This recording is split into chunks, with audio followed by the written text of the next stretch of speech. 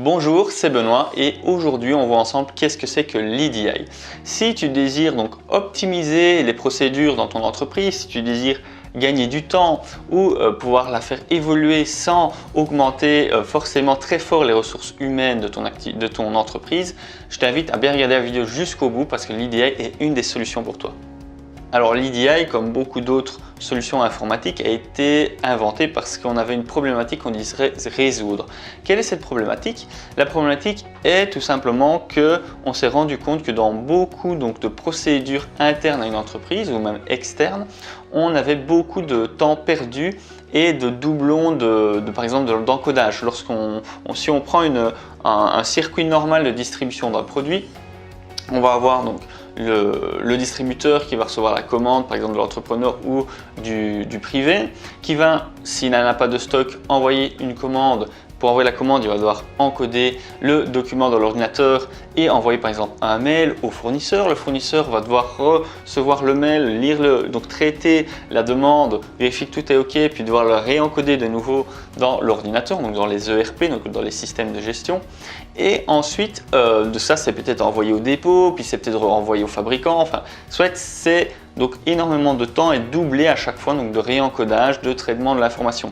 Donc il y avait énormément de problèmes à ce niveau-là et ça servait donc de goulot d'étranglement lorsqu'on désirait vraiment évoluer en termes de logistique et de performance de distribution de l'information. En plus de créer donc un goulot d'étranglement, donc vraiment un endroit dans lequel c'est difficile de surcharger donc le traitement, parce que forcément le temps attribué à l'employé, si à chaque fois il doit réencoder, c'est du temps complémentaire à chaque commande complémentaire qu'il reçoit, mais également c'est chaque fois source d'erreur dans tout le processus de transfert de l'information. Donc à chaque fois qu'il y a un réencodage par un employé, que ce soit au niveau du fournisseur, du client, du fabricant ou même au niveau du dépôt, à chaque fois qu'il y a un réencodage, il y a des risques d'encodage d'une erreur par l'être humain, ce qui est tout à fait normal, mais qui a un coût également évidemment dans le transfert de l'information et donc dans le traitement des commandes. Forcément, plus le processus est long et plus il y a des personnes, plus les chances d'avoir des erreurs est élevé et plus le fait de rentrer dans de l'EDI vraiment peut apporter un grand avantage.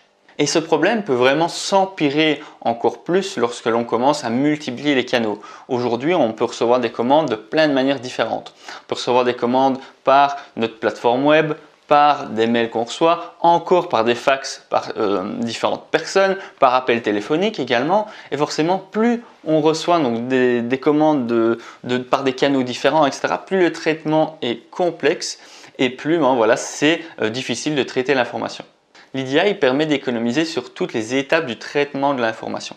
Ici à côté, dans la DIA, je présente vraiment deux exemples concrets de procédures donc standards de traitement de l'information et de traitement de l'information par EDI. Il faut savoir que lorsqu'on traite l'information de manière traditionnelle, donc effectivement ça prend du temps d'un employé, on a des risques d'erreur, mais le temps de traitement est également plus élevé. Lorsqu'on passe en EDI, en fait, ça transfère donc les informations de commande, de facturation, etc. Donc, ça transfère en fait les informations que l'on envoie donc à nos fournisseurs, à nos fabricants, etc. directement par fichier informatique. Et donc, directement, les procédures peuvent être automatisées et standardisées pour que tout le processus aille beaucoup plus vite. Et donc, du coup, on a beaucoup moins besoin d'employer de ressources humaines pour pouvoir traiter l'information.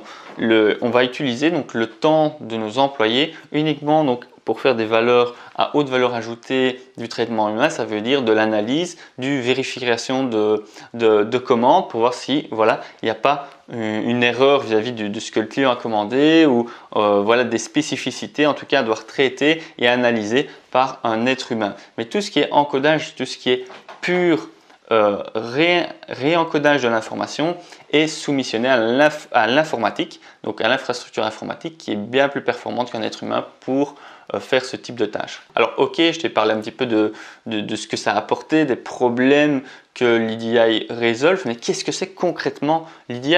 Qu'est-ce que c'est?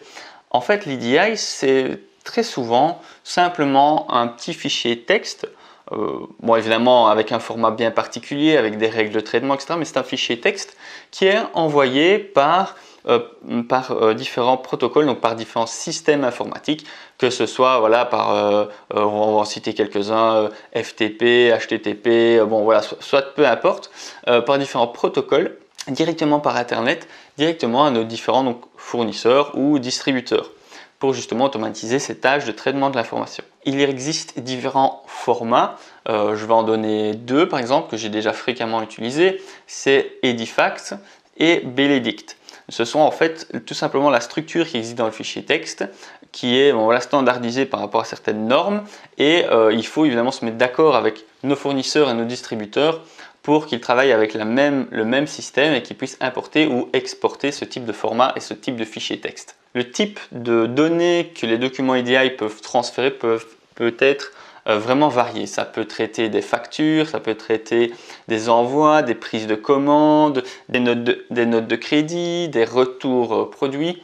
Ça peut vraiment être utilisé dans pas mal de processus de traitement de l'information. En tant que consultant IT, j'offre mes services pour que la mise en place de système EDI dans ton entreprise se déroule bien, que ce soit à la conception du programme de traitement, mais que ça peut être également tout simplement dans la gestion de projet ou en faisant l'intermédiaire entre les spécialistes et ton entreprise, parce qu'en interne, vous n'avez peut-être pas les compétences ni le temps adéquat pour faire les tests et pour gérer le suivi de projet. J'offre ce type de service. Donc si tu désires prendre contact avec moi, je t'invite tout simplement donc, à t'inscrire dans le formulaire qui se trouve sur le lien donc, en dessous de la vidéo et on pourra donc discuter ensemble de ton projet. Soyons acteurs de notre évolution. On se retrouve très bientôt dans la prochaine vidéo. À très bientôt. Ciao!